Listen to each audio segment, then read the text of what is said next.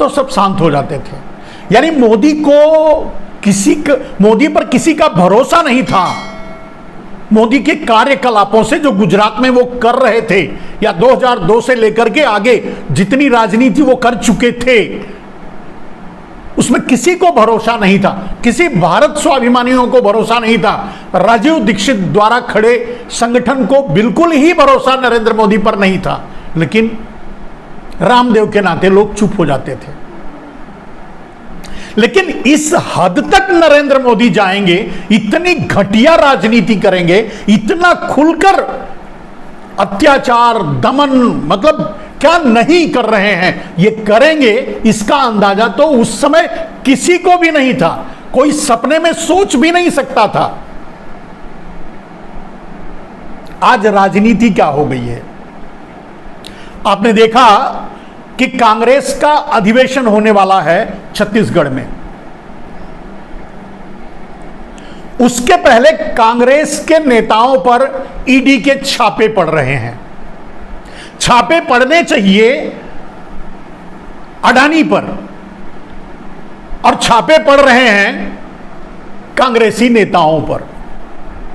है ना कमाल की बात?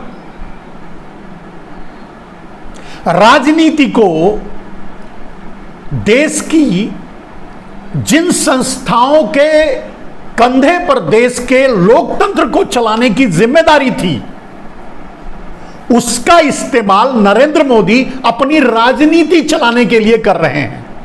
तो देश कैसे चलेगा? नरेंद्र मोदी देश के लोकतंत्र को चलाने के लिए किसकी जरूरत होती है? कौन से हैं चार पाए, कौन से हैं चार खंबे जिस पर लोकतंत्र, किसी भी देश का लोकतंत्र खड़ा रहता है? वो है मीडिया। पूरा का पूरा खरीदवा लिए अंबानी और अडानी के जरिए। दूसरा पार्ट है संसद, विधायिका, जिसमें अब इंसानों जैसी सोच वाला कोई बचा ही नहीं है जो मोदी के इस अत्याचार और अनैतिक कार्यों पर आवाज उठा सके, कम से कम उनकी पार्टी से ही। यानी मौन समर्थन,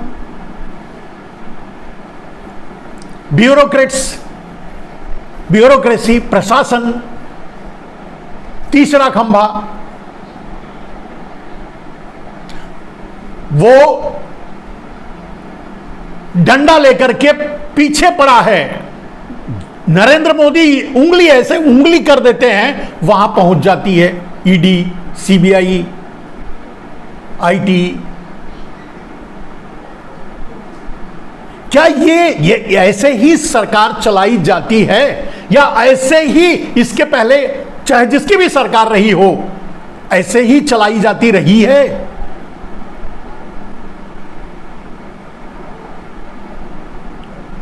नरेंद्र मोदी अगर ईडी से छापे मरवा रहे हैं, आईटी से छापे मरवा रहे हैं, गुंडों को भेज करके किसी एक समुदाय के लोगों को मरवा रहे हैं, मारने के अलावा कर क्या रहे हैं? और ये सब करके अगर ये राजनीति है तो मैं नहीं समझता कि फिर माफिया राज, आतंकवादी राज, या मैं कहता हूं कि जैसे क्या कहते हैं, अफगानिस्तान,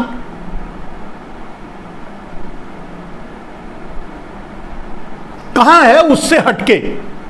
कहां है कानून? कहां है न्याय? कहां है न्याय की सोच? और अफसोस तो यह है कि उनके आगे पीछे के जो खड़े रहने वाले लोग हैं सब मौन हैं, ये समझते हुए, ये जानते हुए कि नरेंद्र मोदी गलत कर रहे हैं। क्या कहेंगे आप इसे? मेरे दोस्त,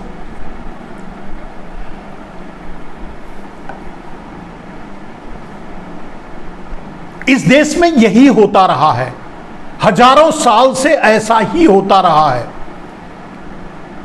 किसी न किसी का दमन करके उस दमन के नाम पर सरकारें चलाई जाती रही हैं, जब लूटा जा रहा था देश को और मिला करके। इसी नीति पर अंग्रेज चल रहे थे, इसी नीति पर मुगल चल रहे थे जब आए थे।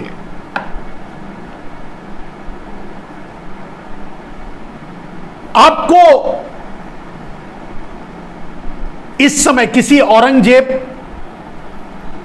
किसी बाबर, किसी अकबर, मुगल शासन से बेहतर प्रशासन आपको दिख रहा है?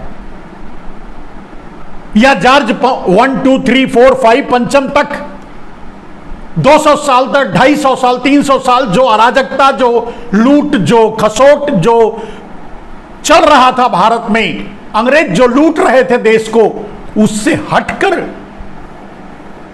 यह सरकार चला रही है, कर रही है।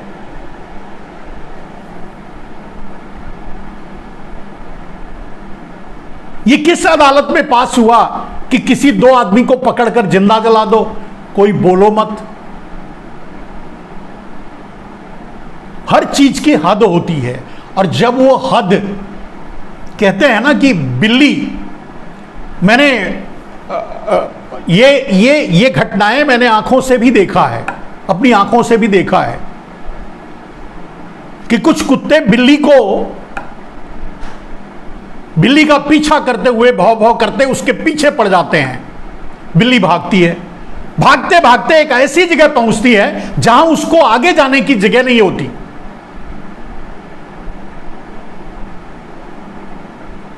वहां बिल्ली टर्न करती है, खड़ी हो जाती है, लड़ने के लिए तैयार हो जाती है। तब वो भौंकने वाले कुत्ते भाग जाते हैं, पीछे हट जाते हैं, हमला नहीं करते। कहीं भी अन्याय की इस तरह की पराकाष्ठा को करके अगर चुनावी रणनीति, चुनावी राजनीति, यह सीधी सी बात है, इसमें कोई दो राय नहीं है। किसी दो आदमी को मार देना, जिंदा जला देना, सिर्फ वोट मांगने के लिए, वोट बटोरने का, वोट की खेती तैयार करने का तरीका है और कुछ नहीं। फिर इसे माफिया राज नहीं कहेंगे तो कहेंगे क्या?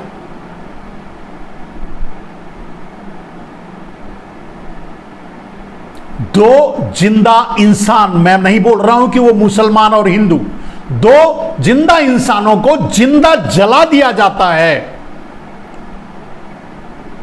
उन पर कोई कार्रवाई नहीं होती।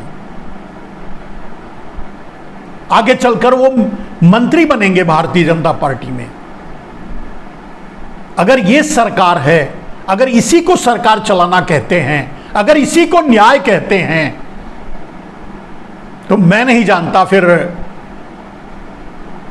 अंग्रेज क्या कर रहे थे।